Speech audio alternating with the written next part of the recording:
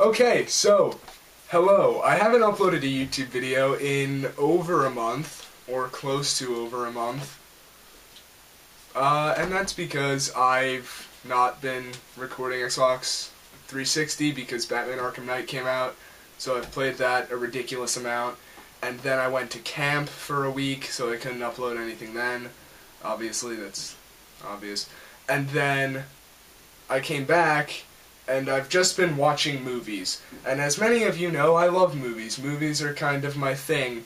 I was about 12 years old, maybe, when I started really watching movies and really getting into movies, and I started watching guys like Jeremy Jahns and Chris Stuckman on YouTube, and I really liked their work, and I wanted to try it out for myself. So I have all those, and there's a Breaking Bad poster there and a Watchmen poster on my door, on the outside of my door that you can't see. But yeah, so this is going to be me doing movie reviews. A lot of you have asked me to do movie reviews or said, hey, it'd be cool if you did movie reviews. So I'm doing that. I thought that would be a good idea, and I don't know if you can see, but there's a bunch of paper on the wall over there. Some of you might be wondering, why do you have a list of something on your wall? Well, that is the IMDb Top 250 Greatest Films of All Time. As of January of 2015. I'm going to update it once a year.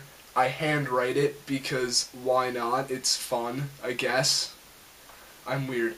But this week my brothers are away at camp, so I kind of have the house to myself. So I've just been trying to watch the 50 best movies of all time. I think just recently I crossed 90. I had seen 90 of the 250, and I think I've probably crossed 100 at this point, or I'm close to crossing 100 at this point.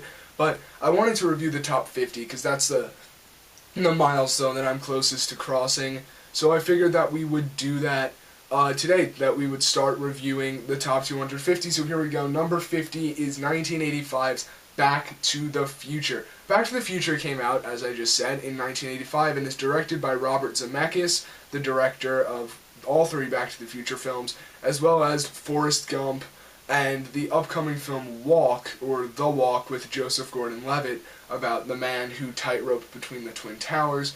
I actually kind of want to see that movie when it comes out, so yeah, he's still doing stuff. I don't really know many other movies he's done. I know that there's one, but I'm forgetting it. I'm getting off topic already. Get used to it, it's going to happen a lot. But it stars Michael J. Fox as Marty McFly and Christopher Lloyd as Dr. Emmett Brown. And it's ranked 50th on the top 250 with an 8.5 out of 10, which is a pretty good score for IMDb. Their highest scored thing on the site is Band of Brothers, has a 9.6, and it's well deserving of the 9.6. Band of Brothers is an excellent mini-series. It was on HBO in the early 2000s. My dad has it on DVD, so I watched it. But that's not what this is about. So this is about Back to the Future. So, for Christmas I got this. Let's see what our friend Leonard Maltin has to say about Back to the Future. Alright, let's see. Back to the Future.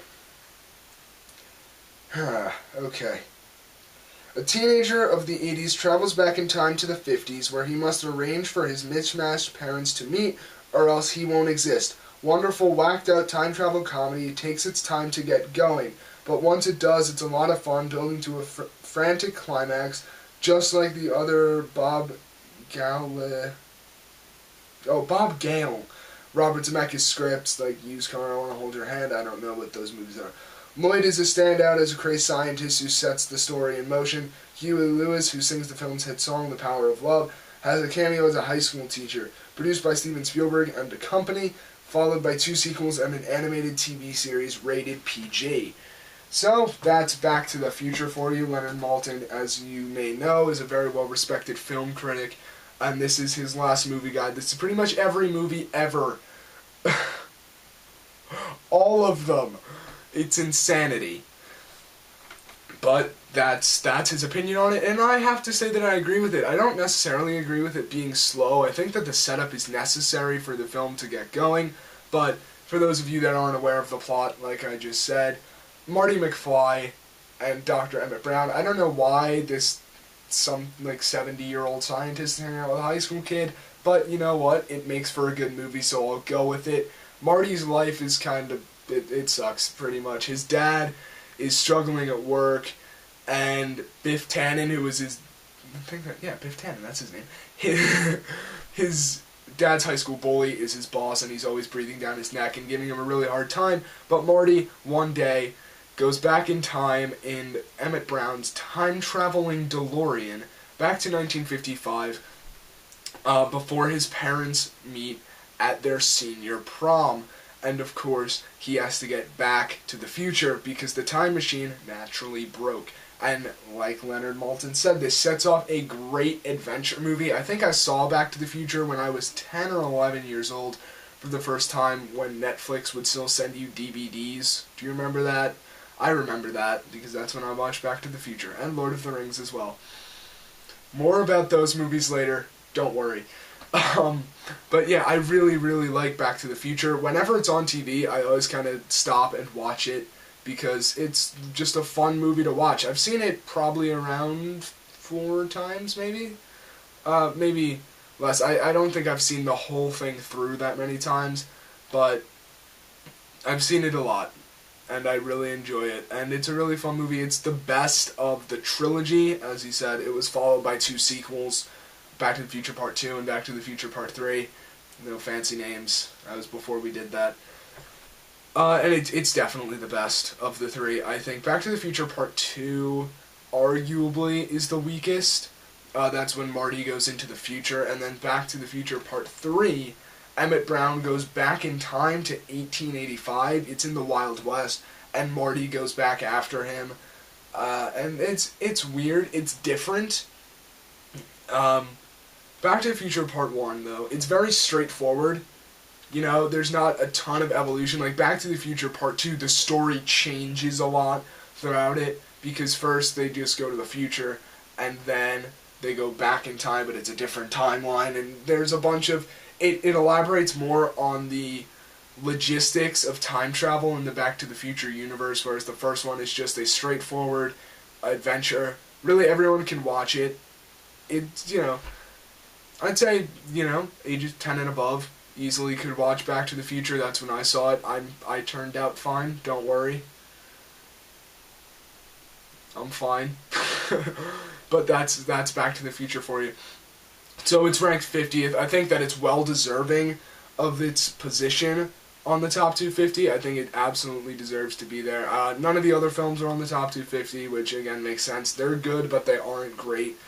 Back to the Future really... It set the standard for family adventure movies, kind of like Raiders of the Lost Ark did for adventure movies in general, which is, you know, a pretty bold statement, but I can't really I can't think of any imitators of Back to the Future. And I've heard rumors of people saying, you know, they want to remake Back to the Future. I don't think that a movie like that can ever be remade, because it would lose all of its charm like this. You watch it today, they're already in the past. They're in 1985, and then he goes back further to 1955. If they did that today, we're in 2015, and they go back to, what, 1985. It wouldn't really make sense, you know? Unless they did a weird spin-off sequel where it's like Marty's son goes back in time in a time-traveling Chevy Camaro or something, and he meets Marty McFly, and he has to...